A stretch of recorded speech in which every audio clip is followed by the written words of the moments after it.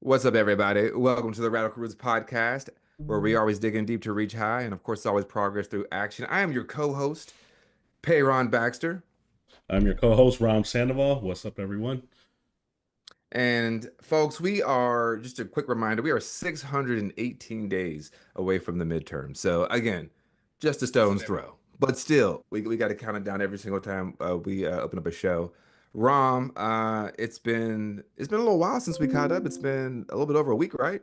It's been a week. I think we were on last Sunday, and I was in Vegas this week for a cybersecurity conference, so that's why we didn't go live Thursday. How Um, was that? Did you have you secured the cyber? by saying the cyber, yeah, you sound like somebody. Like So me, who doesn't know anything about technology? Have you secured the internet? Is it done?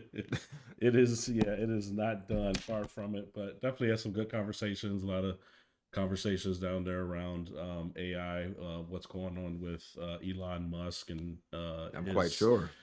intrusion of the US government networks. A lot of, people in agreement on both sides of the aisle that it is a compromise in terms of like the data and people being given access without a full security clearance, check, which is pretty extensive. I don't know if you heard this week, but they said that the one of the Doge members known as Big Balls, who's Yes, like big balls. 19 Yes, years yes. old. His grandfather was a KGB spy.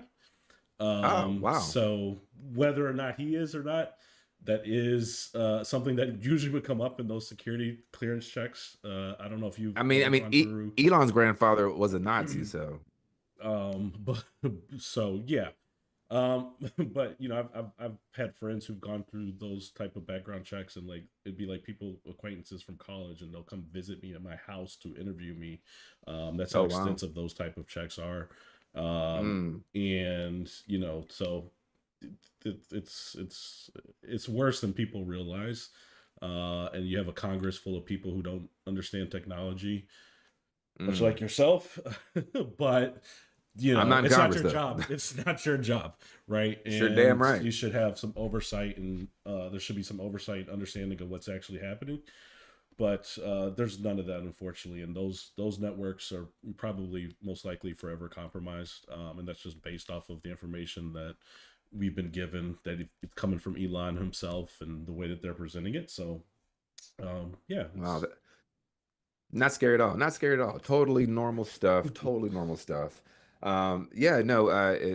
Before we get into our guest here, and I'll segue into that, I just want to give a shout out that I think we both have our the blackest clothing line shirts on. Yours is the Black Panther Party. Was that the free health clinic or the free food the program? free food program. Free, Yeah. free food program. Okay. There, So mhm. go ahead. I was gonna say Go ahead. The Blackest Co is the company if anyone wants to support them. And And mine is slavery is white history. How we survived it is black history. Just because I think that always gets pinned on black people. Like your history is slavery. We didn't invent that shit. Y'all invented that shit. Y'all invented black codes and redlining and Jim Crow. That's not our history. Not how we survived it and had joy and connections and community is our history and culture. But yes, I just want to shout that out because I've given them a pretty penny at this point. me too. It's all American history. Let's not forget. And when we talk about Black History Month, we're talking about the empowerment things, but we really should be talking about all this stuff year round. But we got a few more days in the month, and we're going to continue to celebrate Black history, and celebrate things like self determination, and make sure people do remember the worst part of the American history, because otherwise we're going to repeat it. So, No question. um, I mean, it's some people's goal to repeat it. So, but for me, man, yesterday I went to our winter SEC meeting for the Democratic Party in Wilson, North Carolina. Mind you, I've never been to Wilson, North Carolina, and it was quite cold. And here, on the western part of the state, we don't have much snow on the ground, and I was quite shocked to see there was a lot of snow on the ground. And I know you're just in Chicago, so I'm sure there was snow up there on the ground still. Or is there snow No, on the I ground in wasn't in Chicago? Chicago. I wasn't in Chicago. I was in Vegas. So well, I was They this oh, I thought you when were I in Chicago. Oh, I'm no, sorry.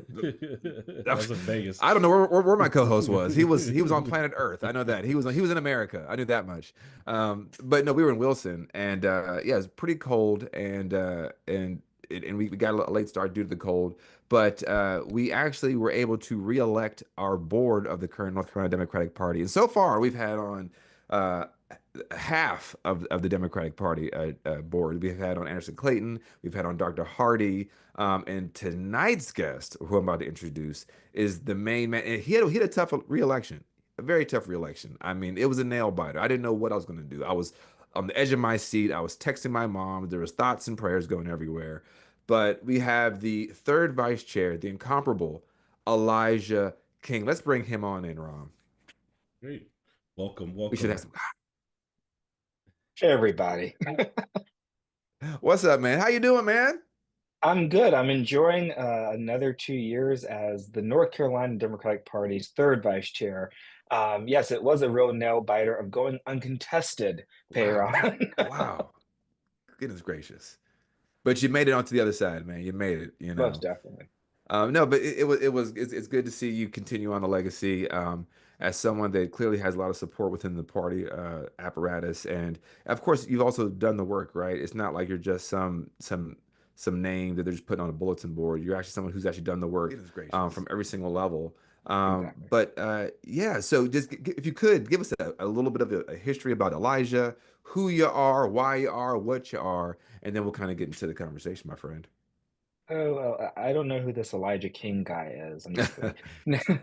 But thank you again for having me on tonight. So my name is Elijah King for everyone watching. Hello, hello, hello. And I am a 23-year-old college student who happens to be the third vice chair of the North Carolina Democratic Party. I'm from Durham, North Carolina. And before 18 years old, I moved to 11 different places, believe it or not. Oh wow. I come from a single parent household. I've seen, all the things. I've seen my mom make hard decisions, for example, Mm, between paying the bills and putting food on the table, much like, many of you watching probably tonight. But after, during, I had a pretty good, pretty successful life when it comes to politics thus far. Currently, I'm the third vice chair, like I said, but I've also been the third, then first vice chair of the fourth congressional district, represented by the one and only Representative Valerie Fushi. I yeah. was on the county executive committee. I was the precinct vice chair at 18 years old. On the Wow. flyer, thank you for stating it, but I started an organization called the Durham Neighbors Free Lunch Initiative.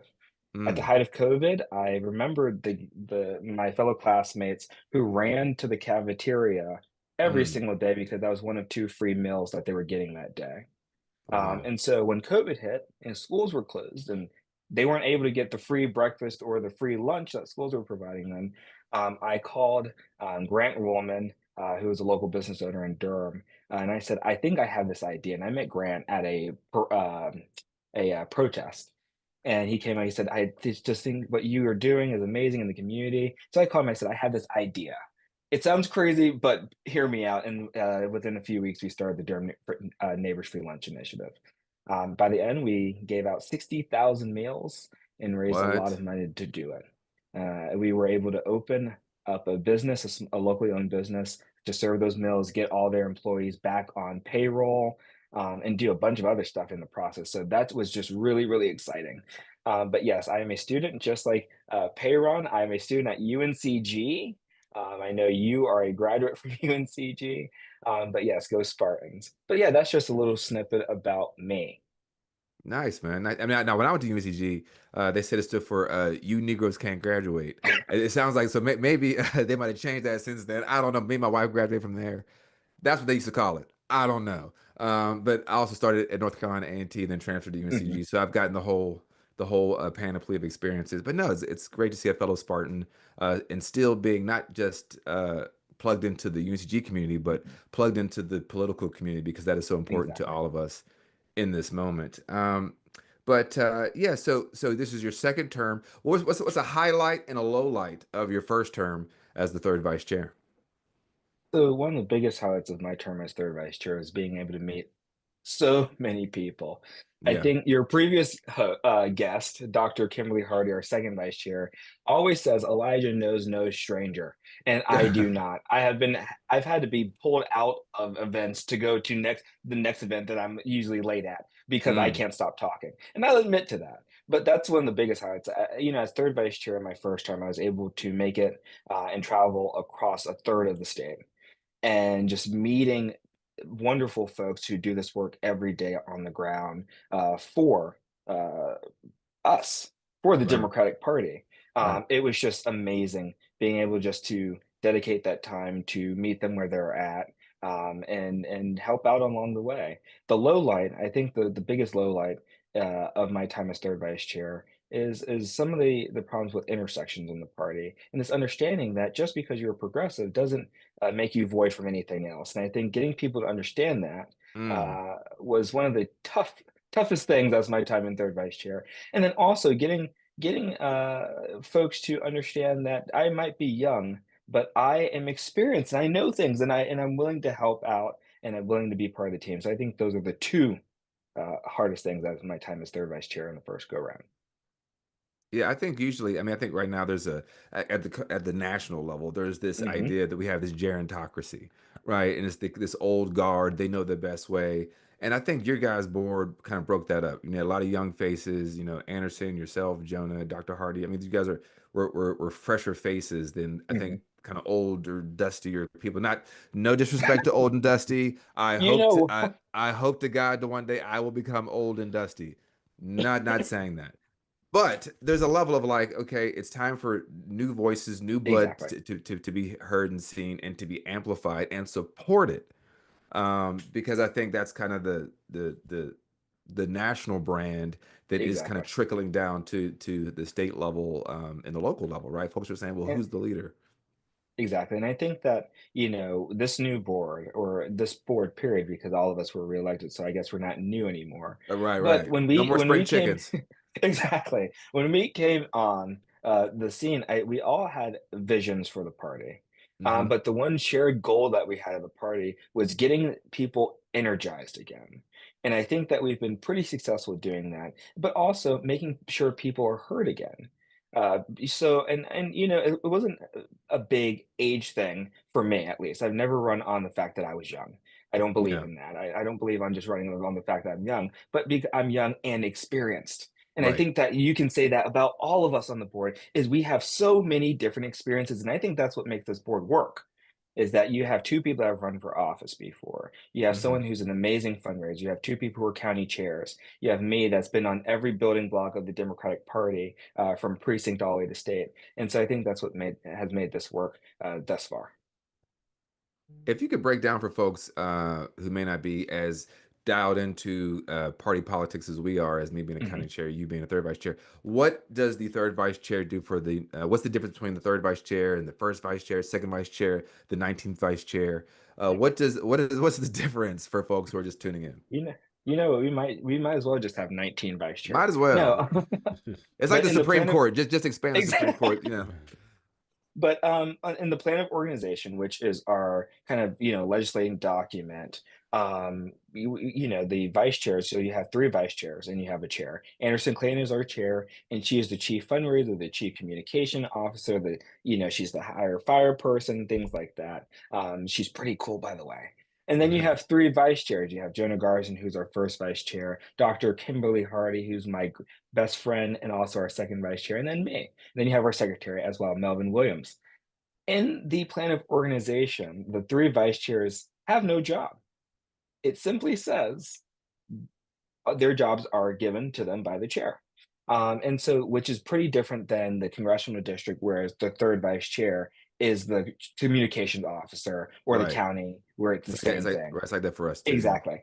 And so, when I came up on the scene, Anderson kind of just asked, "What do you want to do?" And I Oh. said, "Well, I didn't expect for that to be the case, because I had been used to being third and first vice chair of the congressional district. So working with counties, working on organizing, and then working in the communication sphere. So I said, well, I would like to work with municipals. I would also like to work with some of our AOs, and I would also like to work on campuses. After all, I'm a student. I'm the only student on this board. I would like Mm. to work with our youth auxiliaries, which well, it kind of transitioned pretty fast. I mostly centered my first go round on municipal elections, Dr. Hardy and I, and then this time around as well. Hmm. Oh, interesting, interesting.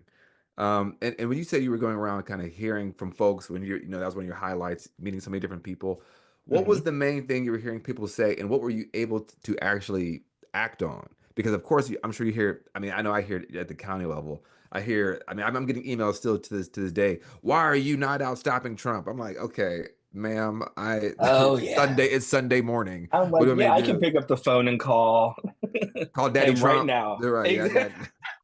And be like, Call Daddy "Stop Trump. it." Right. Yeah. Ex Get out of here. But, we get those emails and calls all the time. "Well, why didn't you say this?" Or, "Why don't you guys make a statement about this? Why don't you tell" it used to be, "Well, why y'all need to tell Kamala to say this. Y'all need to tell Kamala to do this. Y'all need to tell Joe Biden to drop out." And I'm like, I would love It- to have the lifeline to the White House. That'd be pretty cool. right. Right. But I Right. I do not. And so on the road, and I used to travel, like, every day, I would be doing my homework in the car, coming back from, Jackson County or, Greene County or something like that. Places where you probably couldn't even, if I said, "Put find this on a map," you probably couldn't Nope. even find it.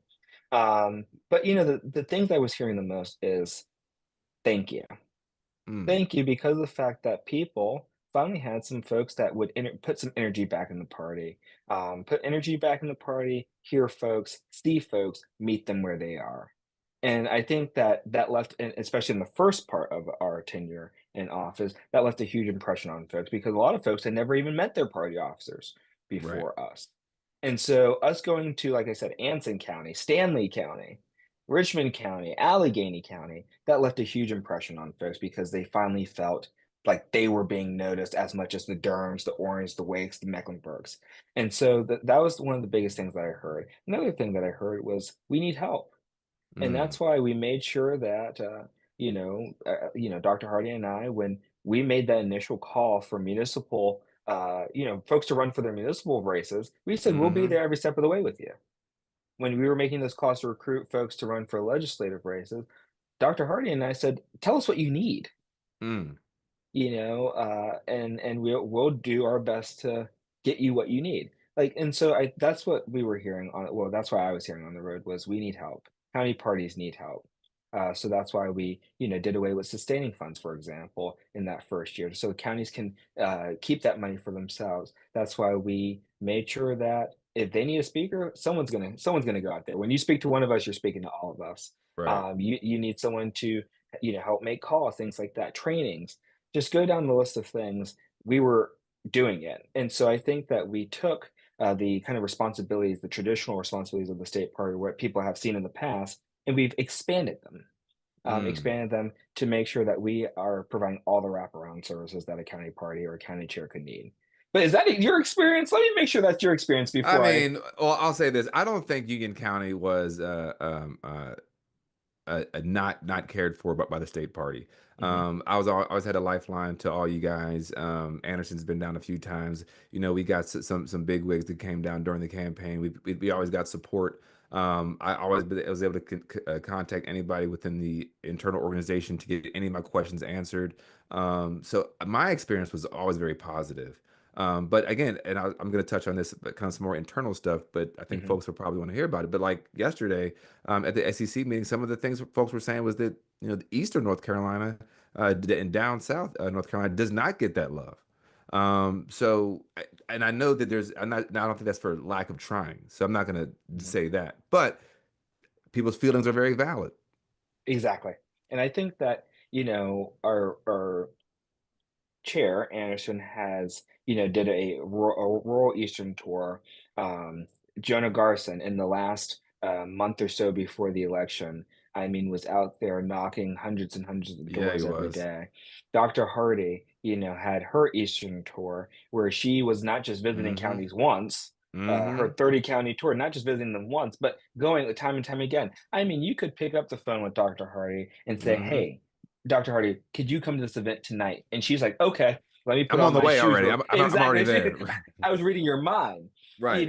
and so Eastern North Carolina, I think, has seen a lot more attention than previous years, but Yeah. it's going to take a while for people to feel it because Right. just because you do it doesn't mean people feel it. And Right. so I think that's going to take a while. Yes. I will say I took my time and I focused primarily on Western North Carolina. I Mm, visit Western North Carolina more than anywhere else in the state. But and before and after the horrible hurricane, I in after the hurricane, I increased my time in Western North Carolina. mm. But I do think that we are starting to kind of hit a point where we are moving away from Durham, Raleigh, Chapel Hill, Charlotte. Let's go over Yeah. to Yeah. Asheville, and we are really going. Okay, what about Port Clemens? What about Bertie? What about Carteret? What about Jackson? What about Polk? What about Lincoln County? What about Gaston County? What about Burke County? And moving to the parts of the state, like I said, where people can't even name. And Right. that should tell you all you need to know about that. I hate saying the forgotten parts of the state, but that's kind of what it is. Well, I mean, because as you're saying that, you're rifling off the top 8 that everybody knows, and even folks outside the state know the Raleighs and Hmm. the Durhams and the Fayettevilles and the Charlottes. But then to your point, there's 100 counties in North Carolina. I don't think people know that. There's Exactly. 100 counties. So that's 100. Ostensibly 100 county chairs, 100 second vice, first, second, third vice. So there's a lot of people and a lot of infrastructure and a lot of investment Exactly. and time that goes into that. And I know as a county party chair, you only have so much time in the day, right? And people are still going to ask for another pound of flesh, no matter what you say, no matter what you do. But something interesting, I did want to it's more of a personal aside. You said you make a lot of trips around the state, but I don't know if folks know this. You don't have a car. It was the best kept secret until yesterday. Like, dude, Doctor what the hell?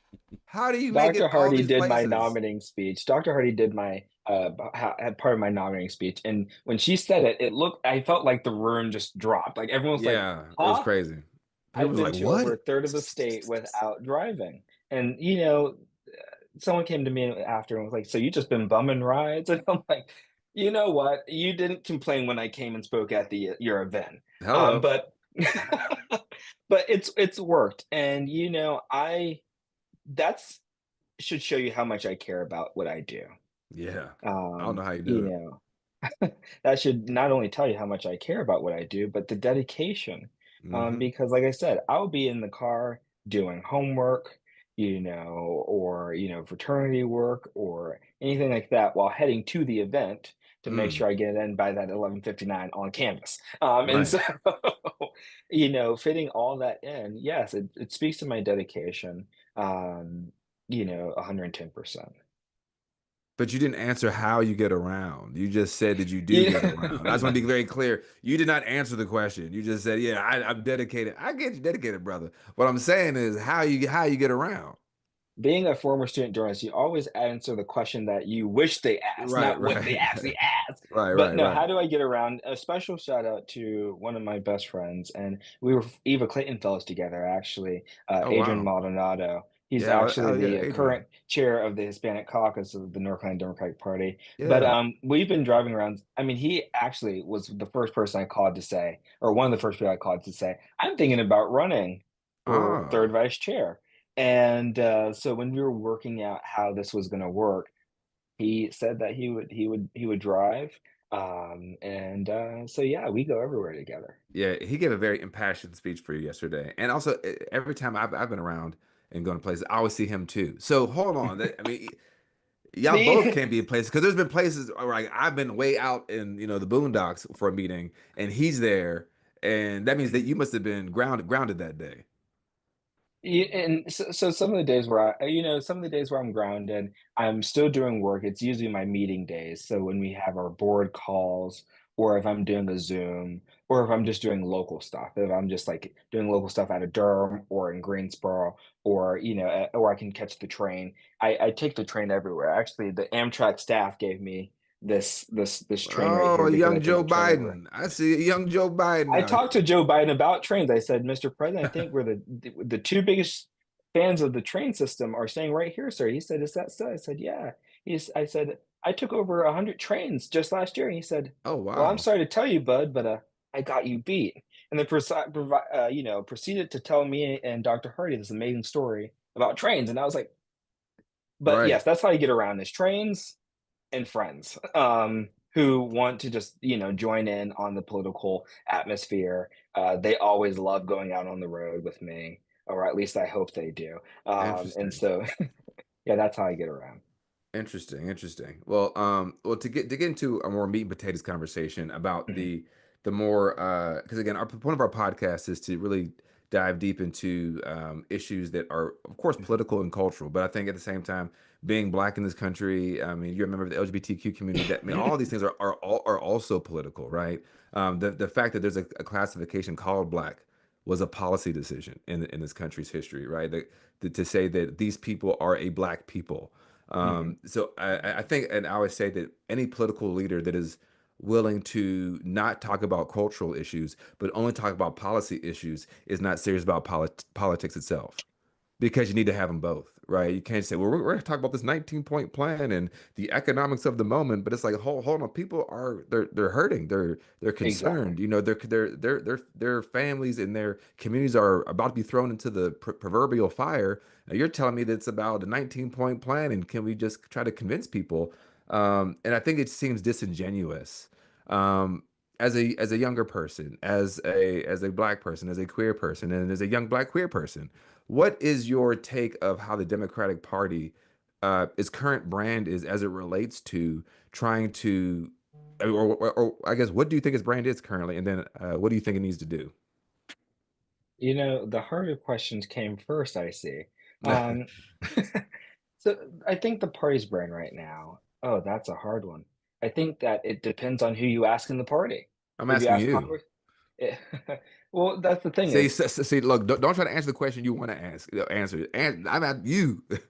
and my answer is going to be there is no one vision for the party right now. You have state party chairs saying one thing, you have the Hmm. congressional members saying another thing, you have the national party saying nothing, and so it's more at this point, it's just up in the air. It's a what do we do kind of thing, and that's going to be what we need to work on before 2026, and that's what we're going to need to work on before 2028 is actually getting a message.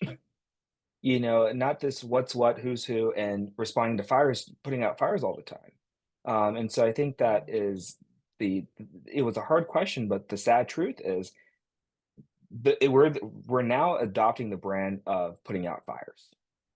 Mm. And that's the sad part about it. So like now that is it Ken Martin is the national chair? Is that Mhm. so? How does that trickle down to the state level? And he, I mean, he's been in this in the seat for what, two weeks, 1 week. Um, Yes. so how does that when this man like who creating the message and like how does it go down to the state level and then down to counties like So, on the national level, so yes, Ken Martin just got elected, which was a pretty interesting race to watch. But yeah, they make the national Democratic Party agenda, just like Anderson makes the statewide political party agenda. And so I think that Jason Butler said it, and you asked me the question of what do I want the brand to be? And I think that Jason Butler said it perfectly yesterday in our SEC meeting, which is we ought to be the party of the working class. Right now that we are seeing the biggest attack on the working class, That's whether right. you're talking about Robert Kennedy talking about food stamps only for healthy food, which has a lot of layers under it, whether it is talking about Social Security and Medicaid and Medicare cuts, whether it's talking about schooling and threatening our schools and saying if you offer DEI program, we're going to cut your funding, and looking Mm. at what schools would be affected by that. Um, and so, our brand ought to be the working class and protecting the working class. But like I said, depends on who you ask, depends on what you might get to that question, what answer you might get to that question, sadly. Well, I guess, and to further Rom's question, is that like or to further your response, I should say, if because I hear you say like we should be talking about these things, we should be talking about Mhm. these things, but like we're not talking about those things. If anything, we're just saying they're attacking those things, and I don't think that we're having a firm, uh, principled stance on things. I mean, I mean, and not to throw shade at Ken Martin, but there's that clip going around of him during his campaign where he was saying all billionaires aren't bad. It's like, okay, we're seeing a wealth class turn to an oligarch class Mhm. that is now turned into a plutocratic class that is actually wielding its power to actually harm the people and to to engorge their own pockets and enrich themselves. So, I mean, I don't think that's super confusing to say, but it's kind of, I do believe it's hard to attack the 1% when the 1% is funding, your campaigns or funding those things The and like party. the party, right? I mean, it's really difficult, right? Because I think like who these parties are. When I was talking to when we were talking to Dr. Hardy, one of the clips that I really liked was when I said, what is the Democratic Party? It's a political party. It's not a community because a lot of people say we need to come together to come together to come together. But in reality, the Republican Party is extremely homogeneous, right? They Yep. are they are 87% white. If you want to add in white passing Latinos like Ted Cruz and Marco Rubio type people, you're in like mid 90s a white people who consider themselves white, a white party. They're overwhelmingly male, so it's easy to have one message. And people that want to uphold white supremacy and patriarchy and all these things, it's easy to do that because all you have to do is fall in line. You do not have to have a dissenting view. You do not Exactly. have to have an extra point of view. Now, on our side, that's everybody else who's not that, or everybody else who Yeah. who doesn't believe that thing, right? But the problem is that I mean, I think I was on a call a few months ago when I was hearing about the statistics of the North Carolina Democratic Party. 46% of the North Carolina Democratic Party is black. 60% of the North Carolina Democratic Party is people of color. So that means the overwhelming majority of people that Mhm. are voting for the Democratic Party look like us. But we're still being told and led and electing, governors and attorney generals. Now, no shade to these people, right? But the people that are not of the community, if anything, their subsect of their communities are voting for the Republican Party. So there is this gap, I believe, in leadership and also the vision of the party. Because again, Mhm. if your community isn't affected, because again, the Democratic Party is not a community, right? Because you don't care that like we're not a community when black women are dying 4 times higher of maternal mortality. All of a sudden, oh, that's the Exactly. black community. It's not. We're not all one community when police are killing black people. Oh, that's the black community. Exactly. So like this, we're still whistling past the graveyard, and the Republicans are absolutely leaning into that. So, and I heard you earlier talking about like identity politics, and the right is very good to say, oh, the Democrats, they only care about identity politics. No one cares about identity politics more than Exactly. Republicans because they care about white, male, conservative, Christian identity. That is their identity. And for the fact that they lean into that, the whole Kamala during the election, it was she's for they, them, and Trump is for you, and all that bullshit. Like these were the things leaning into identity politics. And I feel like Democrats are afraid of that because we don't want to, because we're still trying to court suburban white women. White women. If we had one more ad and one more item, we can. I think the Democratic Party. I just put this a longer disposition. I'm sorry about this, but I think we got to be okay with being like at 45% white folks. Like, hey, we're not going to crack that 45% anytime soon, and that's okay. But the majority of our base is everybody else. People of color. Exactly. I don't really know what my And question is, but you feel free to respond or Rom jump in there. well, Well, I think that you're entirely right, Peron, to raise that point. The majority of our party is people of color, just like a majority of our party is working class. And I think that a lot of times we forget that. Oh, well, we just need to win this election and then we Right. can talk about that. Oh, Right. oh, wait a second, let's just get through this election year, and then I promise we can talk about that. And it's because we are catering to the dollar. We're catering to the Mm. dollar, and we're abandoning the people who need us most on the way. Mm. And I think that is something that we're seeing the ramifications of now, is it's starting to boil over and nobody knows how to handle it. Well, The I think the minorities do. They know how to Yeah, handle it. we 'Cause we like we're know used this to the whole having hard time. conversations, right? Like we're used to having hard Exactly. conversations. But exactly, and that's the thing is you have a whole group of people, white people, Right. who don't know how to have those hard conversations. And so instead of having them and just being uncomfortable temporarily, they Yeah. push it to the side. And I just don't think people understand is the more you push that conversation to the side, the harder it gets. And I think that's something that we're seeing in our state party now. That's something that we're seeing on the national level now is this conversation of not only just race, but I don't know if you saw it right after the election, there were Democratic governors like Jared Polis who were saying, we lost the election because of gay people or the Mm. LGBT community. And And, so and he's gay himself. yes. And so, let me make sure I'm right on that. But there were Democrats who, elected officials who were throwing the LGBT community No under the question. bus. No Right question. now, you have, the Supreme Court taking up a case that is going to take out an Affordable Care Act provision that gives free prevention care or preventative care rather, including things like PrEP access. PrEP access is for folks, gay folks, or just folks, period, Folk people in general, uh, yeah. exactly, that want to prevent, getting HIV. And so, but you don't hear about that. You don't Mm-mm. hear about these things. You have trans people just being kicked out of the military, but Mm. that's not a story or a tagline on the Democratic Party page or website. We're not responding to those things. We're not responding to union busting. We're not responding Mm. to these things. I th- But yeah, we should be because that's what our party is. Our party's foundation is that. yeah, I think that. And I think we're going too far away from that. Go ahead, Ron. No, I was just gonna say. I mean, I think it really, to me, the strategy should be about coalition building, Mhm. because the tent is big, and I don't think that's a bad thing, right? But for us individuals and people to focus on so many different things, and we talked a lot about this before this new administration came in, but like, I mean, there's so many different causes and so many different things.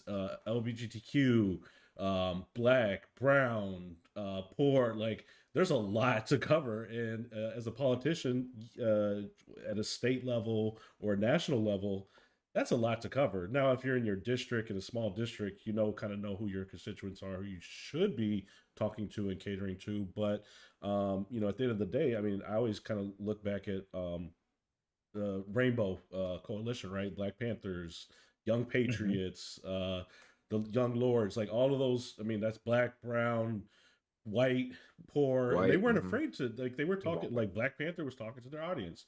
Young Patriots was talking to Southern uh, poor white male, like, or whites, I should say. But and it wasn't, and they came together, and not to say that the rainbow became this huge national party, but they did create a lot of influence within politics, right? Mhm. Rainbow push still exists today, Yep. and so that influence, that power needs to come from some of these groups. And when I say these groups, I don't really know. I mean, I know there's so many like organizations and everything, but like I can't really point you to like one, like, or a few large like groups that speak for these different segments of what I believe to be the Democratic Party. But to me, I would Mm. love to see a coalition where I'm going to disagree with a lot of things that other people are saying. But at the end of the Exactly. day, if we're aligned 51%, and we have the same common cause, the same goal, the big picture, like, that's where my support's going to be. And I'm going to march, you're going to march for me, I'm going to march for you.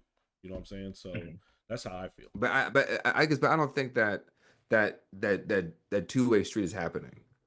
You Exactly, and know, that's like I mean, that's how it ought to be, is the thing. That's how it ought to be is, a coalition building, things like that. But that's like you said, Perrin, that's not happening. I mean, you have organizations that are working in complete silos. When there's so much room and resources being split between so many different organizations, it impacts the power of those organizations. It becomes well, I need funding for this project, so I'm going to change my message to get this wider net and things like that. And so I mean, if we're going to look in these, organizations and things like that, we have to make sure that they have for lack of better terms, have their shit together first, before we can start building those coalitions. But then that conversation becomes how do we make sure they have their shit together first? Right, right. And so I think that Mhm. Then you'll start getting tagged with you're being exclusive, or you're being too hard, or the barrier to entry is too high, and it's like, no, I mean, again, I think we need to have, to your point, basic foundational like human rights mindset. The lowest of us, as Ram said, there's black issues, there's LGBTQ issues, there's black issues, but you know what, there's someone out there who's black, queer, and poor. Okay, so it's an easy way to cut to it. Just think about the Mhm. people who Elijah said me. No, but seriously, like, but that's what cuts through the bullshit, because when people are like, well, queer issues, that ain't gonna do but with black people. I'm like, everything is a black, a mailman job is a black job. A doctor is Mhm. a black. If you're black and you can be it is a black issue, right? So if you're Exactly. queer, that's a black issue. So we need to stop, I think, trying to find what is most um consumable to, again, the suburban white women, and really focus on those who show up for us, right? and Mhm. and I don't know, I, I I even felt that yesterday being there, that there was this separation. Even there was a black lunch table, and there's that book, Why Do All the Black Kids sit together in the cafeteria. It was like quite apparent, and just those conversations of black people who I've never met, but we're all having the same conversation throughout the entire day, because we're culturally yoked together, because we have almost a linked fate together. So, like, I don't know, I just think the party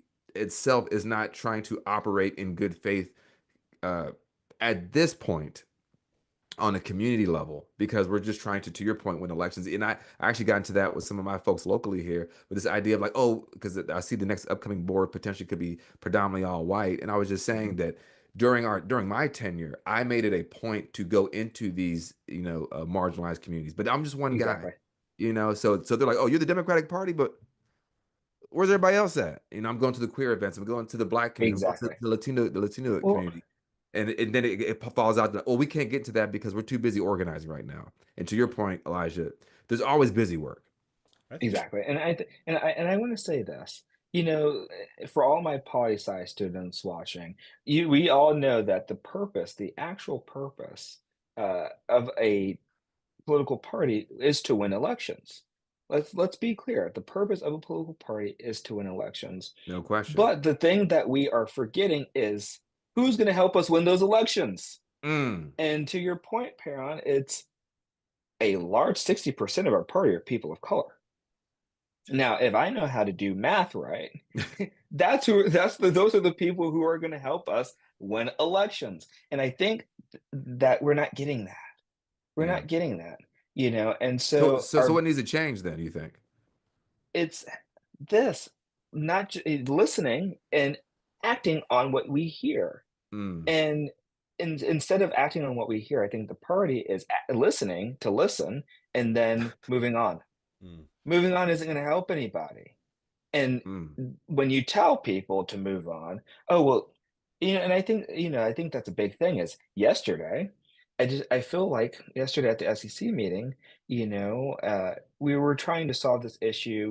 We know that there's a lot of racial tensions within the party right now, and we keep telling It's putting people it lightly. exactly, but we keep telling people, well, move on. Hmm. Oh, well, it will figure itself out. We'll move on. mm. Well, the more you tell people to move on, the bigger the problem gets. And so we are listening and ignoring people, and we have been listening and ignoring people for far too long. And this goes past just this officer board. This is Right, before that. right. No question. Right. These problems have existed when, Anderson Clayton is my third chair that I've been able to, and, get to see. But this goes before her. Oh, go on. We've been listening to the folks, and they're like, "Oh, well, your problems can wait. We have to win this election." Like I said, Always, just always. one more election, and then No, we'll I get to promise. I you. promise we'll have that conversation. And I Exactly. and that's what killed me, because they're like, oh, we don't have time for this. And I'm like, okay, I'm not saying, hey guys, cancel the precinct convention meetings and cancel the county Let's talk convention. about black shit now. We're gonna talk about black and queerness and women and intersectionality on Tuesday. Like, no, I'm not saying that. I'm just saying, like, as we talk, because the thing about for us is we are reminded every single day of our status in this country. Mhm. So we have to Before always I told Dr. assert Hurd our the other humanity. day. Mhm. I'm sorry, go I was ahead. gonna say, I told Dr. Hurd the other day, when we were talking about this very thing. Before people know that I'm a Democrat, they see that I'm black. They see that I'm young. They see that I'm a black, young, queer person in Boom. America before they know I'm even a Democrat. Mm, And I think that's what people have to understand is once all of those people left that building yesterday, Perrin, in Wilson, North Carolina, um, the first thing that people saw when they went to the McDonald's, the Bojangles, or went to the gas station is a white lady, that's a right. black man, That's right. a person, and so I think that people have to understand is just because some of us can ignore it, and it doesn't mean all of us can ignore it. Tell it. That's This is I mean, my livelihood, you know? there's an African proverb that says, "He who conceals his disease can never expect it to be cured." Mhm. You know, and I think that's what the party's doing. It's like if we just keep pushing off and keep kicking the can. it's But to that but to that point, you know, we talked about, you know, the intersectionalities as it relates to race. But what do you think? I mean, I'm not a queer person, but I read a lot of queer literature. I try Mhm. to attend queer events. I try to center queer people. And I'm shorthanding for LGBTQ people. I mean, I read trans. I just read a trans book a few months ago. But like, what is the party doing to either help or hurt making inroads with the LGBTQ community? Because I think sometimes it's kind of like I'll apply it to my own marginalization as a black person. It's the idea of like the bad boyfriend syndrome. It's kind of like, hey, you ain't going nowhere. You know, like, okay, you gonna vote for me? But look, hold on right there. I'm gonna try to go get this other woman over here. And they're like, hold on, you know, listen to me. I'm talking to you, baby. Come here. All right, hold on. You or what? Where you gonna go? You gonna go over there? And And it's that's the the bad thing. boyfriend syndrome. So I don't know, but in the queer community, can you give us I've never some. heard I've never heard it explained like that, and now I think I'm gonna have to use that. But Martin Luther King said, "Injustice anywhere is a threat to justice everywhere." It's correct. And that's just a fact of the matter, man, is, whether it is the LGBT community or the Black community or the Hispanic community because they have to be raised too, or the Asian community. I mean, the disability community. Um, we can talk about all of those, but if one group is being treated bad, that's an injustice to us all. We're all That's connected right. That's right. in multiple different ways. And when it comes to the LGBT community, I've been a huge advocate for LGBT issues. Through the party lens, last year we did a drag brunch. We made many statements, and we actually my first year here, so 2023, Hmm. during the year of the slate of hate bills. Yep. So multiple anti-trans legislation coming out of Raleigh. Hmm. This isn't their first go round with that. No. Putting the targets on the backs of young queer and trans youth. HB But two, we right? exactly and you would think that they learned their lesson. No. But the fact of the matter was, we responded to that as a party. I said, Anderson, I would like to do a Zoom, a rapid response call, and it was very well attended because people care Right. we just have to give them the things to care about, Hmm. and so they care, they want to work with us, they want to work for us. And so when we did that, when we did the rapid response, people appreciate that because they were like, oh, the party is actually responding to these things. We're not alone. Last year when we did the drag brunch, I can't tell you there were the most horrible comments under the post about Mm. it, but people appreciated it. Under all that hate that we saw in the comment section, people appreciated it.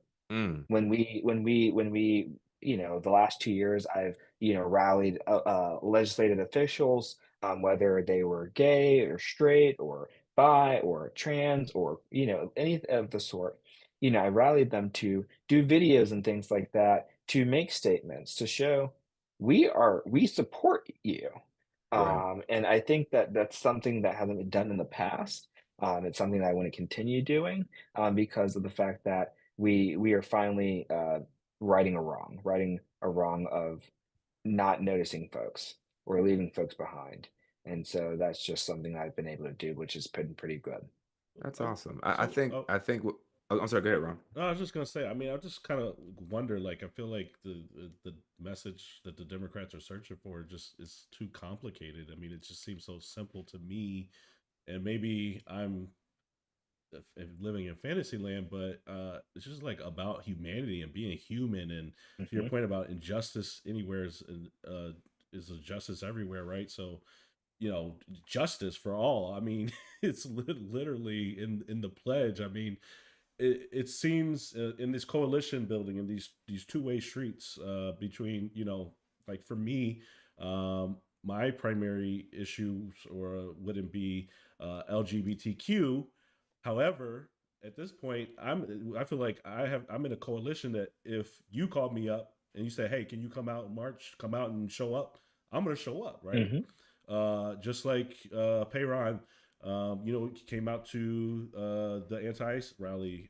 I went out there. Like, he called me up. I'm out there. Like, and those are just rallies and things, but there's certain ways to show up. And it's like, To show it's up, Exactly. yeah. because, like, yeah, if you think about a kid getting dragged out of a school and is separated from his family in the middle of the day, or yeah, you feel like that they're saying that trans are a threat to children, and they're just trying to live their lives, and this is their one life to live, and that's it's just them being human. Like, and these are the things that, and even there's conservatives within the Democratic Party, the social conservatives, right?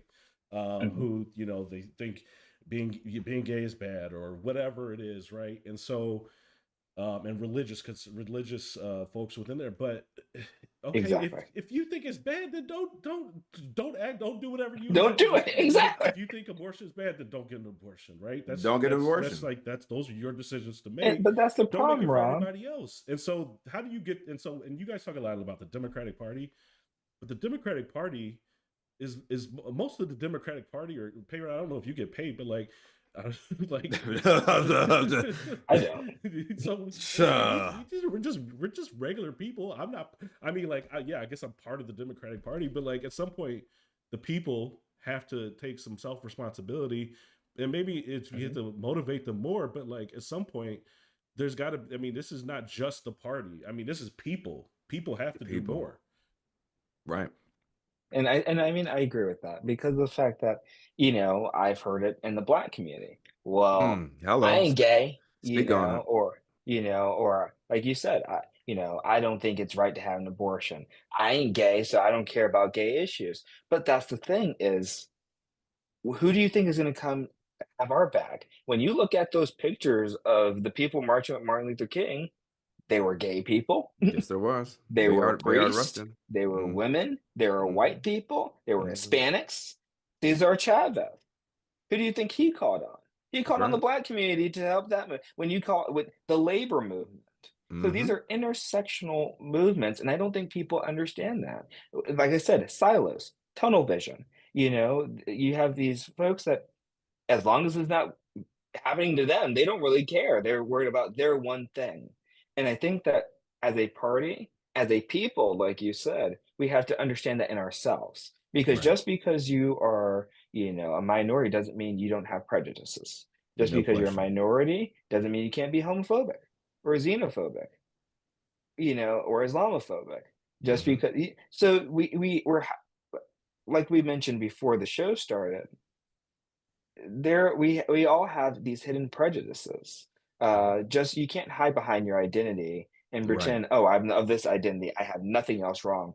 And so, yes, we're talking about the party, but also, like you said, Ron, the individuals also have to open up their hearts and open up their ears to hear each other, and respond to that. That's one of the most angering things to me is, hearing folks say, well, I don't know about these gay issues, or the party's talking about gay issues. We need to talk about Black issues. We can talk about both. Absolutely.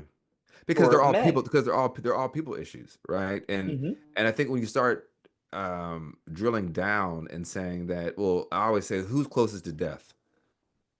In a country that is built on white supremacy, in a country that's built on Exactly. patriarchy, on a country that's built on capitalism to exploit the labor, to gain wealth for white men. Let's be very specific of we would like to say the wealthy people, but I'm like, name me 10 black billionaires. I I actually just I, saw a list that came out of Black billionaires the other day. I I mean, well, are they all in America? I know. I doubt it. Oh well, a good portion of that list. Because No, no. a lot of them Yeah. are there are a lot of them are in Africa. I Hmm. know I know what you're Hmm. talking about. But that's my point. My point Exactly. is that the wealth itself that is created. I that when me and Ron first started talking, the concept of money itself is I always call money green rectangular pieces of paper with portraits of enslavers on them. So you're trying to tell me this person is more valuable because they have more rectangular pieces of paper with portraits of enslavers on them than that other person? That person doesn't deserve to eat or have food or have a roof over their head or have clothing or have Hmm. or just get integrity and respect in society. So there's a level of that we too uphold. We also validate this system that dehumanizes us. So there's a level of the connect. And this is why I say is the or as the we're talking about the Black Panthers earlier. What did Huey P. Newton say? You got to think internationally, but act locally, right? Because Exactly. if I see my brother in South Africa, I don't know that man, but guess what? He looks like my cousin. He looks Hmm. like somebody I might. He looks like one of Say y'all. it. So, but we're over here saying, oh no, that's South Africa, those dirty Africans, and that gets in some of us too. I've heard that from the black church. I've heard that Hmm. from black pulpits. Is the idea that those people are undeserving, but in reality, that we are all under the boot of a white Christian nationalism, or we are all under the boot of a colonial mindset. And until we can, I think we have to accept that. Doesn't mean that we support it, but you have to accept it because Exactly. once you accept it, then you can change it. But if you're like, it's not in me, and I get that from a lot of our white liberal friends, where they're like, well, I'm not a racist. I've read 1619 Project back in 2020. And it's like, well, great. But the thing is, racism pops up every single day. Every single day. Homophobia pops up every single day. Misogyny pops up every single day, and sometimes multiple times a day. Yeah. And the last thing I'll say is this, and I'll let you answer, is that I think with the Democratic Party, the way they get a little skittish on these answers, and you said like some of the Democratic politicians, Seth Moulton, as being one of he was one of them, that after the election he came out, and Colin Allred, who ran against Ted Cruz, they both came out and were like, I mean, I don't want my daughter playing against someone and who could be a boy in some sport, some shit like that. But it's like you have to understand that there are people that are willing to throw a certain group under the bus just To so save themselves. they don't have to look in the mirror, and that just kills me. But at the end of the day, when there's legislation being passed at record amounts, I think 400, 500 bills about queer people, and you're not saying anything or sometimes agreeing with them because you feel like that's a more moderate position, I'm going to call you full of shit too. Because I know when it comes down to Hmm. me or whatever my intersectionality or whatever my problem is, you also may side with my same oppressor. Yeah. Exactly. And And I think that's the thing is when you're looking at this anti-trans legislation, especially the sports bills in North Carolina, I believe I could count on two hands how many people those bills affected. Right. Two hands. I only have, but you would think it's 10 the world's fingers. biggest issue right now. I Exactly. mean, But it's a right. scare tactic. It's Right. a point of contention because they don't want to get to the real issues. They don't want to get to the fact that about a quarter of people in our state alone are going hungry every day. Mm, Hmm. Child poverty is out of the roof. Yeah. Food And mm, it. deserts. Yeah. I'm in Greensboro right now. Guilford County, the Triad is one of the largest food deserts in our state. They don't want to mm. talk about those things because then they have to actually fix them. That's right. They don't So want they to get talk so they about so they'll give you transportation. a boogeyman. Yeah. Exactly. They don't want to talk about the fact that, well, they want to talk about, oh, well, we want the food stamps to be used for healthy foods, but they don't want to talk about the access to grocery stores. Mm, They don't want to talk about it. Yeah. Why? Because then they have to fix it. And so they would instead choose to, well, here are the most vulnerable groups in our country. And let's put them on the chopping block because they can't defend themselves. They don't have the means to defend themselves, and they never have. And so let's put them first and let's turn our backs on them for the other side, as in the And, Democratic Party. and I think that when you talk about messaging, I mean, I think that's key because like what you just said right now, like everyone's gonna be, oh, food stamps, healthy food. Comments like, yeah, I'm gonna support that. Then you realize that the people that are on food stamps don't have access and they live in those food Yeah, deserts. healthy foods. And then they got to go Exactly. 20 minutes by foot. They may not however, have a best friend like you to drive you around. But I mean, it's not right down the street because right next down the street is corner stores, liquor stores, unhealthy dollar food. Exactly. dollar It's very dollar hard to find generals. fresh produce. And so and I cut a little bit of a tangent, but even in Inglewood, Chicago, Whole Foods came there. They opened it up. I said, "Good, this is good." Like they're investing in the community. That was a little around that BLM, DI, they backed out after a couple years and things like that. So like unless there's some actual sincerity of solving the root of an issue, which we Mhm. try to talk about here, is like you're It's gonna in the make it. name. If they pass a bill that says you have to get healthy foods, and then there's nowhere to get food, you just made people's lives incredibly harder. Yeah. And the other Exactly. thing I wanted to say, was talking about identity politics. How can we not play or not play? How can we not talk identity when they're attacking our identities day in and day out? Every day. And if you're sincerely and genuinely talking about, issues that affect poor white folks, for example, there's nothing wrong with that. If Democrats can talk about those things and they can say, "Hey, Mhm. hey, white man, we know you're going through this. Hey, so it's let's not shy away from those type of conversations, right? Let's have those conversations because if they're genuine conversations and we're genuinely trying to solve a problem for somebody, whether they're white, black, brown, purple, it doesn't matter. I don't think we can afford to keep ignoring certain folks because they're not donating enough or because we don't feel comfortable having those conversations. Like, let's figure out how Mm. to open up this two-way street. Let's figure out how to like advocate for each other. Let's figure out how to be a coalition that actually works, and we can go in different ways and figure out things in our smaller groups and then come back to the table and figure it out. And one of the groups I thought about, and maybe y'all can tell me some better ones, but the Congressional Black Caucus comes to mind, is one that has influence, and I'm sure there's probably others, but like no one Mhm. outside of politics really like knows those groups and those groups exist. I Exactly. think there's got to be something that's more like on the ground for the people, and you can say like, yeah, the this such and such wing of the Democratic Party or this such and such wing of the Democratic Party and the Southern rural, whatever representation, something like that. That's, I don't know. I'm just trying to strategize in real time, but I enjoy having these conversations because my wheels are spinning. So, Well, I will say this. I will say, one of my favorite presidents, LBJ, Lyndon B. Johnson, said if you can convince the lowest white man he's better than the best colored man, he won't notice you're picking his pocket. Hell, give him somebody to look down on, and he'll empty his pockets for you. When thinking about coalition building, going back to what we were saying is, as long as you give them someone to hate, they'll hate them. Have you seen And Have you seen Wicked? no, I haven't seen Wicked. Okay, People hate me, but no, I mean, I love it. I'm a big Wicked fan. We saw it on Broad, we saw it on stage, and we saw it Mhm. twice in the movies. We bought it when it came out beforehand. But no, but the wizard when he's talking to Elphaba and Galinda, he's basically, I mean, he's a fascist, and he's talking about how he's trying to get the people to realize that he doesn't, or get them to realize that he's a great man, but he doesn't have any fucking power. So what he tells both of them is that the way you get people to come together is you give them a good enemy. mm, And this is when Alphaba, the main character, played by Cynthia Erivo, is like, "You have no power," and that's Trump. But it's not. Mhm. Trump is just a totem of white supremacy. He's a symptom of it. He's Frankenstein's monster. He is not Frankenstein, mhm, right? The Frankenstein was the entire Republican conservative, dare I say, from the time they landed on this damn shore in 1619, with 20 odd Africans. It was their idea to, we're going to make this thing what it is, and now those chickens are coming home to roost. And now people who have never had community, who have never had what it means to be a part of something larger than being the rugged individual or just my own graces, my own innocence, they're now looking around saying, I need to build community, and you're not helping me build a community. But they don't realize that a culture itself in a white supremacist society was always meant to be something that they are not.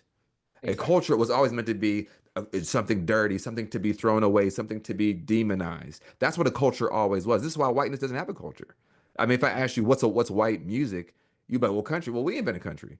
Exactly. What's white food? It's this. Well, that's from Germany. That's from France. So they don't have a culture because whiteness is It's a made up. construct. It's a Exactly. construct, right? So like, but they're unwilling to have that conversation. So when we talk about it, it feels like an actual physical attack. I'm talking about mhm, progressive white Democrats. I'm not talking about conservative. Look, I ain't talking about MAGA. I know I got to fight MAGA. I'm talking about folks we're supposed to be in coalition with, who are unwilling to do the coalition work because they don't want to do the introspective work. And Work. I don't know how Exactly. we kind of get to the next step, because we're at a moment now, and we just talked about a few minutes ago, where there's all this deluge of bills and threats to all of our intersections, especially if you're not a white, straight man, Christian man. Like, you are going to be under the gun of something. And now, to Rom's point, we have to start leaning into our intersectionalities and our identities. Um, and I think that's probably one of the reasons why Kamala lost, because not one time during the election did she say she was a woman. Not one time did she say she was black. Not one time did she say she was Indian. And I'm not, this is not me doing the barbershop talk like, she ain't black. I'm not, that's not what I'm saying. That is not what I'm saying. What I'm saying is, I do believe she should have leaned into that more. Yeah, Like, as a black woman, I absolutely understand what it means. I mean, just imagine if you would have heard her say that sentence just one time. You'd be like, you get chills down your back because you're like, someone who's in power gets you. And exactly. she's looking out And for everybody, not just black women. Sorry. exactly. Well, no, I mean, you're right. And the thing is, the minute they get away with one thing, they know that they can, the minute we let them get away with anti-trans legislation, they're like, oh, shoot, we got away with that. Oh, Yep. well, let's go to the next group. Mhm. And they're slowly going to start putting us on the chopping block one by one by one. And that's what Mm, they've been doing this whole time. yes. And I think that people ought to understand that all of us have a target on their backs. We just aren't next in line. That's right. And and I think that's the hardest thing that people just need to understand is, just because something's not affecting you doesn't mean they're not coming for you next. And Oh, it's that, I hate to make it sound all scary and stuff like that, No, but but it's it's reality. real. It's the it's the truth. reality that we've all had to live. That's the thing. I mean, I think even with that little part that you added, they were like, I'm sorry for making this. We got to stop doing that shit as black people. Because when we do that, we're doing that shit for the white gaze. Sorry to make Mhm. look. No one says sorry to me when I got called a nigger 3 times since the election. No one was like, "Oh my god," that's it's like it's you got to. They expect us to deal with it, and I think we have to stop centering the white gaze. Again, this is not me saying I hate white people. That's not what I'm saying. I'm talking about the white Mhm. power structure. I'm talking about folks who are willing to maintain the status quo and for the privileges and the conveniences and the comfort.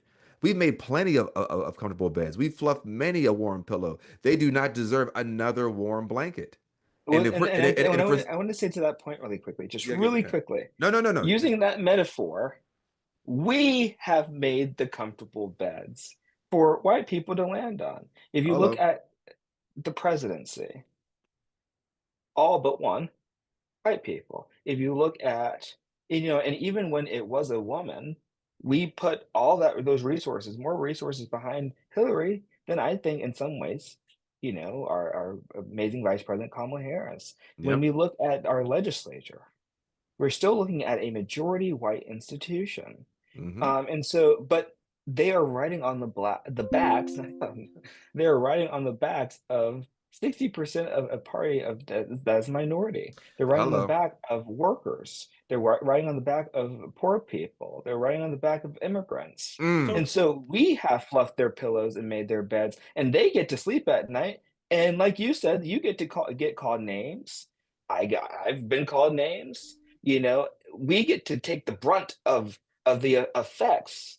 Mm. We get ignored, and we assume all the horrible parts about it while they Mm. enjoy the good parts. And so I like that metaphor that we've made their beds and they get to sleep at night while we get to live in a nightmare. Mm. real quick question is take that was good, but like why does it work in the Republican Party? I mean, it's a majority white men, yet they still have white women voting for them in the majority. Like why does it work for Republican men that they can just win their elections and Well, it wasn't working for a bit. I mean, for a bit, it was starting not to work. And like we said earlier, as long as you give them something or someone to hate, then they all come back to their senses, and because they have a stronger disciplinary structure. In the Democratic Party, you can have, all these legislators saying all different things, and then they come together eventually to kumbaya. In the Republican Party, you bet not. If Mitch McConnell were to hear you saying something that he didn't want you to say, you would lose your job in the next election cycle. But I Mm-hmm. think there's a stronger disciplinary kind of thing in the Republican Party. But also, like I said, you give them one thing to hate, or, for example, prior to Obama, the Republican Party was in disarray. Mm-hmm. Obama wins. What Tea happens party. in 2010? Tea party. And then what happened in 2016? People were like, well, we all hate that guy. so Or many of them called him a different word. Um, And so that was their unifying thing. That was their unifying structure. Last year, I heard many, many, many people saying, "Well, I just can't see myself being represented by a woman," or "I Mm. can't see myself being represented by a black woman." Mm-hmm. And so you give them one thing. Excuse me, Donald Trump. What was the quote in the commercials? She's for they them, and he's for you. And that's the thing is we all in first and second grade when learning about grammar and sentence structure know that pronouns aren't this new thing. But if No, you paint this image that the pronouns are only for this group of people and you hate those group of people, remember, you guys hate those group of people. She's only for the days and the days and the gays. Now they have a unifying thing that they all can hate. And so as long as you give them something, So so the you'll have go ahead. so the issue is Democrats they don't have a common group to hate of. I'm kidding, but like I mean well, I mean, well, Rom, actually, to that point, well, I mean, one, I think I said it earlier that the Republican Party is a homogeneous group of people. yeah. So that's one Mhm. reason why they could be in line. I mean, we cannot escape that. So 7 out of 10 adult white males that you see that are voting age voted for Donald Trump. That is just the reality of what it That's is, fact. and that is not so. I told the story to Dr. Hardy when she was on that, like, there was this guy that was I was at a queer event, and he was on our side, and he was kind of against the anti-protesters, because there's a bunch of these crazy religious zealots that come around with their yellow signs with Jesus Exactly. saves, and he's like yelling at them because he's like, I know you, I used to be a Republican, I know how it is. And there was this woman behind him, and there was a guy in front of him who was like, be careful of her, she's with them. And I'll never forget this moment, Elijah, because he turns around and looks at her, and he says, are you with us or are you with them?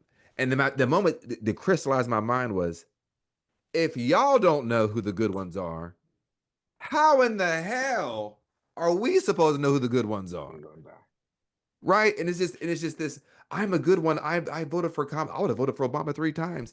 Like, it's this placating to the niceties of it all that I think has become hollow. And I want to end on this point. I know we're kind of at time, but there is a recent video, and we criticize Democrats as much as we talk about the threat of Republicans, because I think you have to have a strong oppositional party when you're dealing with fascism. I think having a firm spine in this moment, and having a mouthful of truth and a heart full of justice will go a long way. But a recently elected a state senator, Woodson Bradley, put out a video about the moderate way to deal with all the craziness that's happening within at the she's at the federal level and the state level. So she wasn't trying to segregate herself and say I can only talk about state level politics, and she kind of gave 5 talking points about like how a moderate needs to handle this. And one thing was like, don't have your hair on fire was the first thing. And I remember this quote that says, "The pathway to fascism is paved with people telling you, you're overreacting." It's always that, right? So that was her first point, ironically. Then she had a few other points about like just accepting these people, and they've been betrayed, and like in this Like it this will just infant happen. It's just gonna naturally. yeah, like they're gonna be upset one day, and it's this infantilization of white supremacy that I don't have time for, you don't have time for, Ron doesn't have time Yeah. for, our children don't have time for, because guess what? We always have to know. We have to know what the fucking law is. Oh, when that cop gets behind you, oh, you didn't know that you couldn't turn out. You should know that, like, all of it. But for grown ass, rusty ass white dudes in middle America and flyover town, I didn't know that they were not eating the cats and dogs. That's not my goddamn problem. And also, a part of their base are folks like Kyle Rittenhouse, Derek Chauvin, and George Zimmerman. Mhm. So I've embraced these people who could potentially kill me, and it's just this weakness and this inability to have the internal conversation, like, you know what, maybe my black brothers and sisters who make up the majority of this party, maybe they are in a dangerous position, and me saying this to them sounds asinine. Like, maybe if you said this 100 years ago, like, we have to embrace some Klan members. You don't know, you'd be like, what the fuck are you talking about? The people that just lynched my brother? Like, what are you talking about? Well, I'm just saying they were lied to. Give a damn. What they got to do with me? I'm voting for progressive change. If in fact those Exactly. people voted, they voted to hurt my community specifically. So now you're telling me it's incumbent upon me to have this Herculean level of altruism to people who actively voted to hurt me and other marginalized communities. So I don't know. That was just, it was recent. It was today. I sent it to Rom. Did you see that, Rom? Yeah, I did send it. I commented on it. You commented on it? Yeah, I did commented Oh, on it. I gotta check out the comment. But like, it was just so wild to me, man. But like, that's just one example of, I think, of democratic fecklessness in this moment.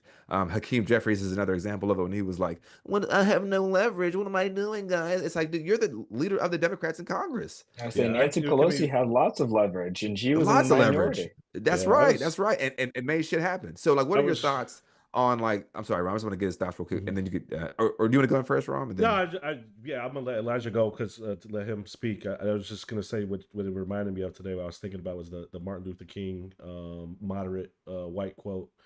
Um, yeah, that's right. I had to pull that up just now because you were talking about it again because I was that was what I was thinking about. But go Read it ahead. one time, then we'll kick it to Elijah. Go ahead and read it. All right, I'm gonna go ahead and I'm actually gonna put it on the screen in here. Oh, Oh, you got it. Okay. maybe not. It was Okay. actually low, but the I must confess that over the past few years, I have been gravely disappointed with the white moderate. I've almost reached the regrettable conclusion that the Negro's great stumbling block in his stride towards freedom is not the white citizens councilor or the Ku Klux Klaner, but the white moderate who is more devoted to order than to justice, who prefers a negative peace, which is the absence of tension, to a positive Mm, peace, which is the presence of justice, who constantly says, I agree with you in the goal you seek, but I cannot agree with you in your methods of direct action, who paternalistically believes he can set the timetable for another man's freedom, who lives by a mythical concept of time, and who constantly advises the Negro to wait for a more convenient season. Shallow understanding from people of good will is more frustrating than absolute misunderstanding from people of ill will. Mhm. Lukewarm acceptance is much more bewildering than outright rejection. mm. So, I I mean, mean, we were just talking about that, Elijah. But I'm sorry. Go ahead. What do you think, Elijah? Well, I think that, we can even see that in the Black community. Mm-hmm. We see that in our party, we see that in the Black community, and so it is, I know, Dr. King was talking about white folk, but even in our own community, we see that. That's right. And we have things like that of people holding back people. And Mm-hmm. there's not one way, and I'm gonna say, and I always say this, there's not one way to make yourself heard. There's not one way to be heard. Mm. And so, while building this coalition, we also have to understand that people are going to get to those means in many ways, shapes, and forms. Um, and now I don't remember the actual question, but that's just my response to that is, we have people in our own race that fit that image perfectly.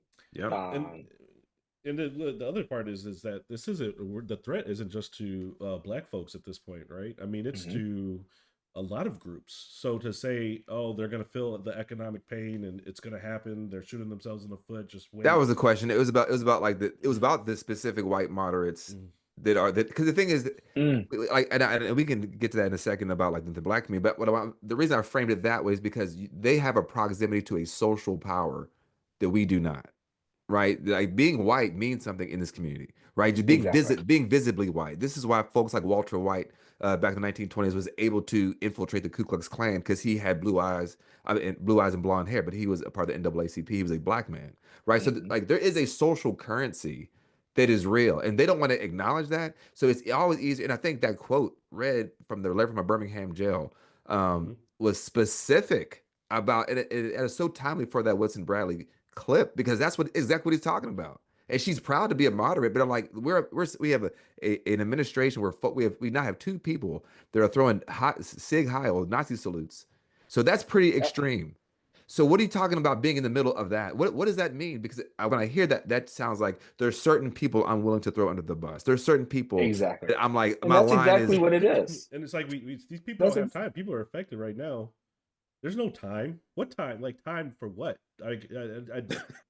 Like seriously, people are losing their jobs. People are being attacked based off of their identity. DEI, they're trying to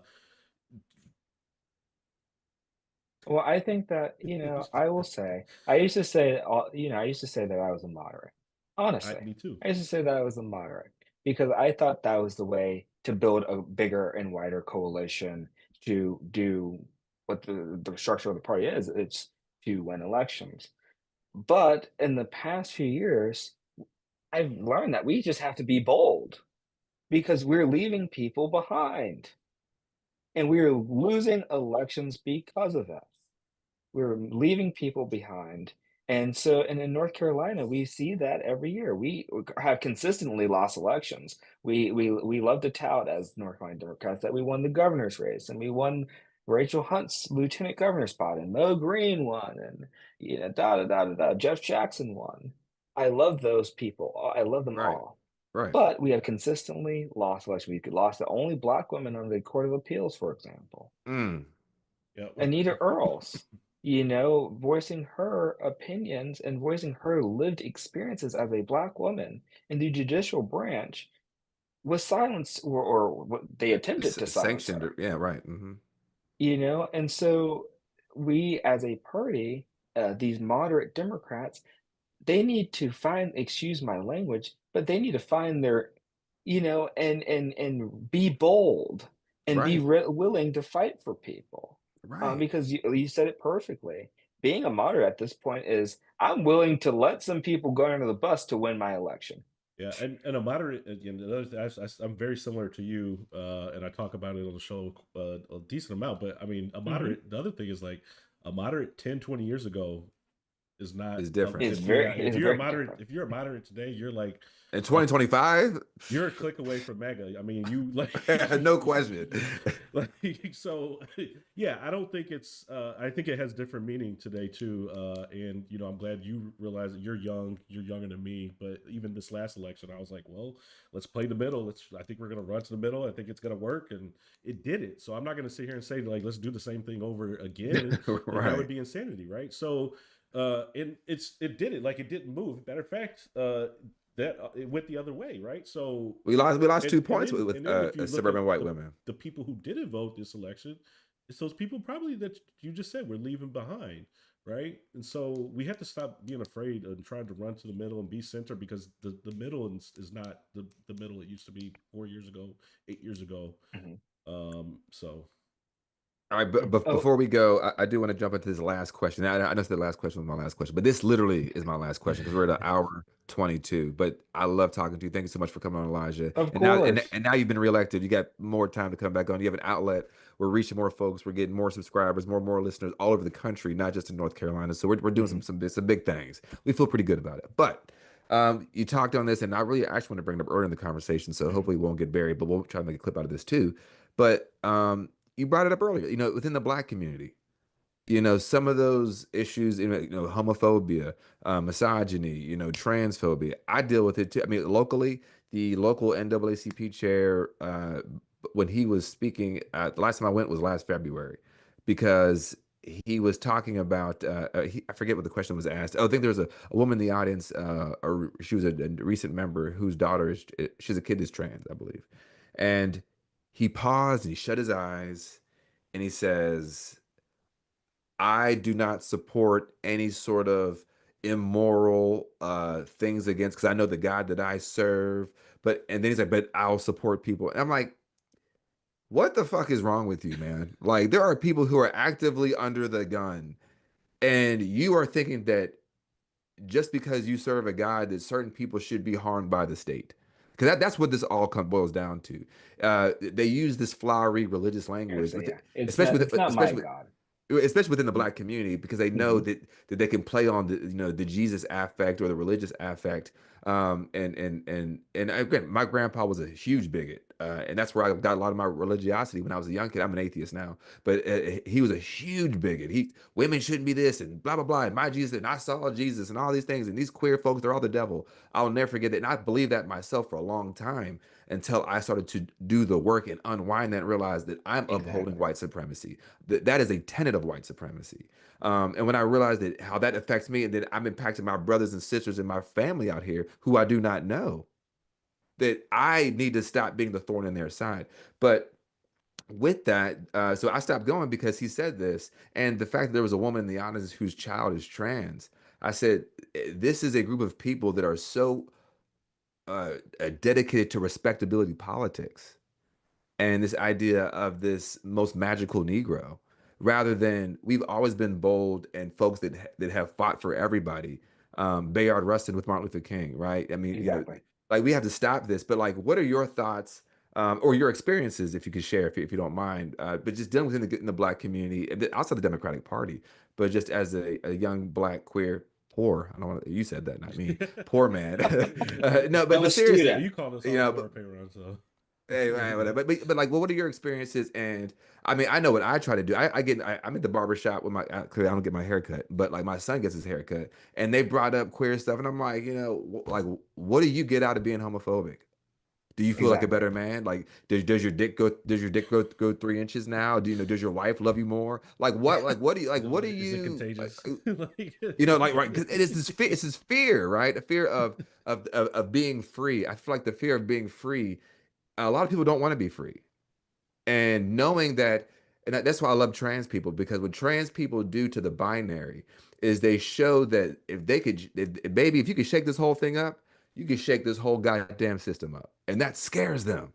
And I think queerness is just along with that. That's why I will always be an ally. I mean, I look, I'm not a self-appointed ally, but I will work my ass off for you, and I will make sure that whatever I can do, I will support you. But long dissertation again, sorry about that. But what is your experiences, and what are things that we can do as not LGBTQ people to get in the way? Well, I think that's the thing is, I grew up in the church. I did, my adopted family, the Moores, I call my grandfather. He was a bishop, Bishop Ellis Moore. Mm, And so when I hear Christians say, "Oh, well, my God says this and says this," and they go into the pulpit and they use that as a point and as an environment and as a space to spread hate mm. to and not what the Bible teaches, which is literally love, Right. respect for your fellow man. It's How not dare that you? hard. Too woke Jesus. And that is spreading, like you said, white supremacy because of the fact that the white people use Christianity to justify slavery. Hello. They use Christianity to justify hate. They use Christianity to justify being anti-gay, That's right. anti-trans. That's right.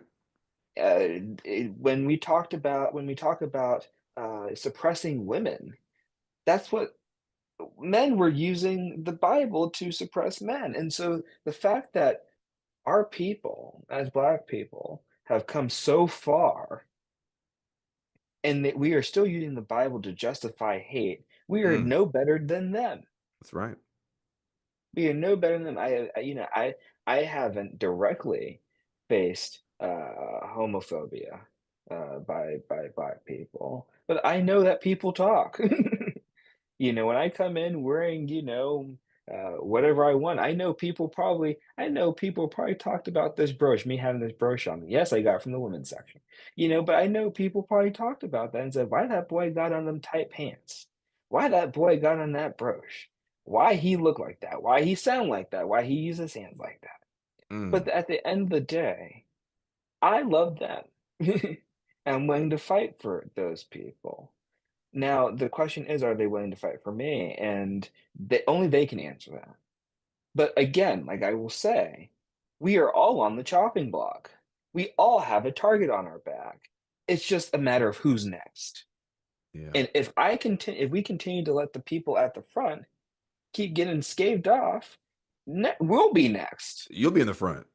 Exactly. And I don't think people understand that. And And so, go ahead. no, and I think that they keep us at each other so we can never look up.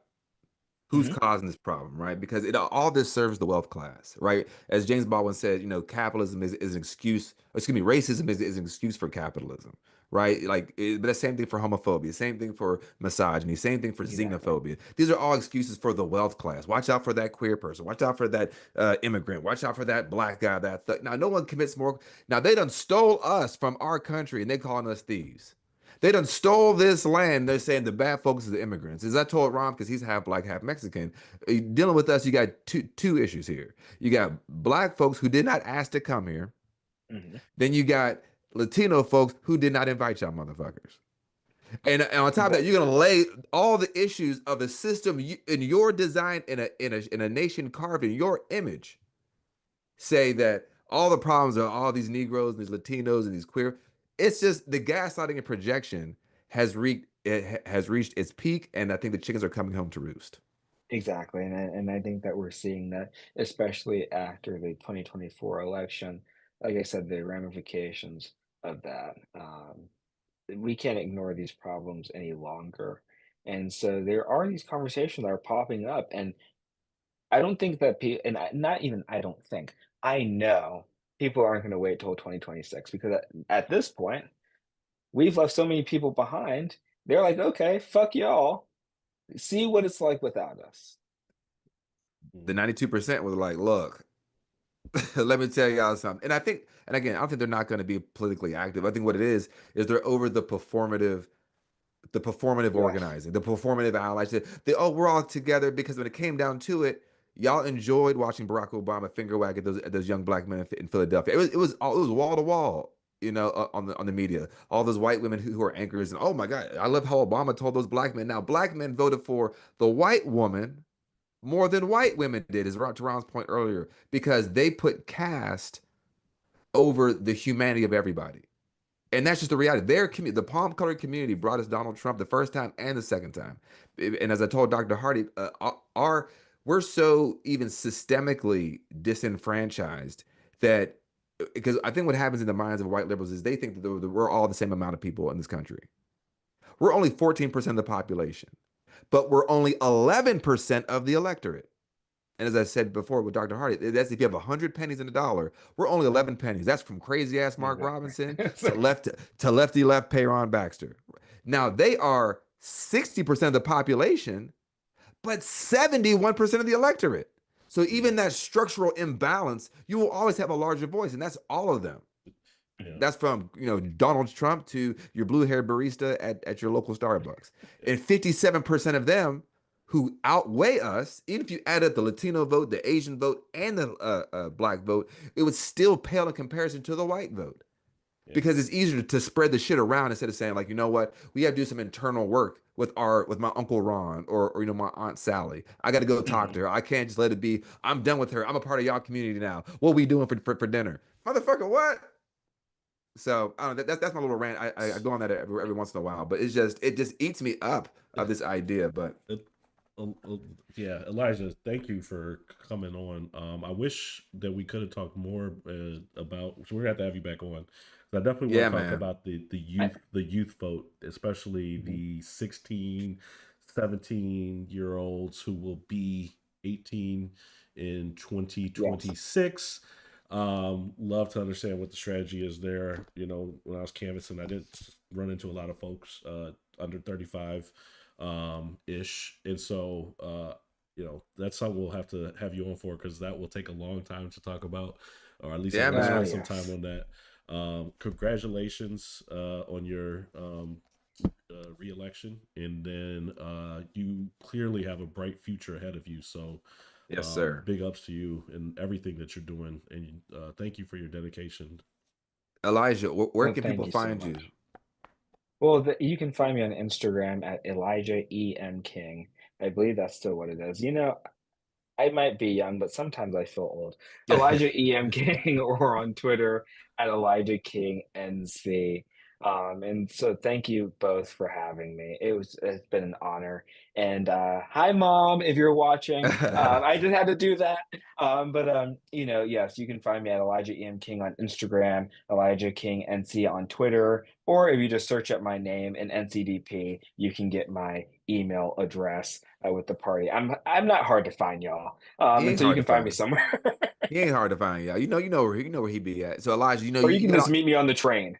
right, or give him a ride somewhere. Elijah got all the friends, so Elijah, make sure you tell your friends to watch, share, subscribe because Yes, you tell everybody to tell 5 people. Sometimes I get froggy. Tell them to tell 6 people. So if you could tell folks to watch this episode, Elijah, and share it, we appreciate it because we're growing every week and we want to keep getting this mhm, message out to make it as simple as my grandpa used to say, put it to where the ghosts can get it. Make it simple for everybody to get and have real conversations too. So we appreciate you, man. exactly. Thank you so much, Elijah. Well, thank you so much, and everyone, if you're watching, please know that this is not the end of this conversation. Not This at is an all. ever-growing conversation. So this conversation doesn't end on this podcast. And if you are not hearing these on the street, bring these conversations, make people uncomfortable, lean That's into right. uncomfort, and let's make some change, y'all. Thank you so much. All right, brother. You have a good one.